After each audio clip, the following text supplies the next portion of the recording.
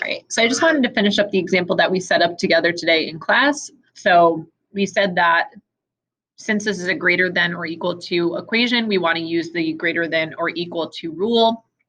I'll post these notes on Classroom so that you guys can see these rules a little bit clearer as well. So we said that we would set up the first one as just the stuff on the inside of the absolute value symbols, greater than or equal to whatever is on the other side here. My other inequality setup would be whatever is in the absolute value symbols. Again, that doesn't change, but I'm going to change the sign. So instead of writing greater than or equal to, it's going to become less than or equal to, and we're going to take the opposite of this number that we were given.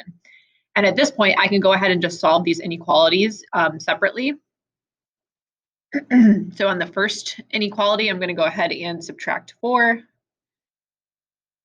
So 2x is going to be greater than or equal to 2, and then I can go ahead and divide each side by 2. So that's going to tell me that x is greater than or equal to 1. And then I can go ahead and take care of this inequality. So get rid of the 4. So 2x is going to be equal to negative 10. Divide each side by 2. That's going to tell me, oops, that shouldn't be equal to, it should be less than or equal to. That's going to tell me that x is less than or equal to negative 5. So at this point, we still need to test our values, but we're going to go ahead and test values that fit these inequalities. So my check for this one, I'm just going to choose a value that is greater than or equal to 1. So I'll use x is equal to 2, check this one. And again, my check is going to be in my original absolute value. So 2, I'll plug in 2 here, plus 4, greater than or equal to 6. That's going to give me 4 plus 4.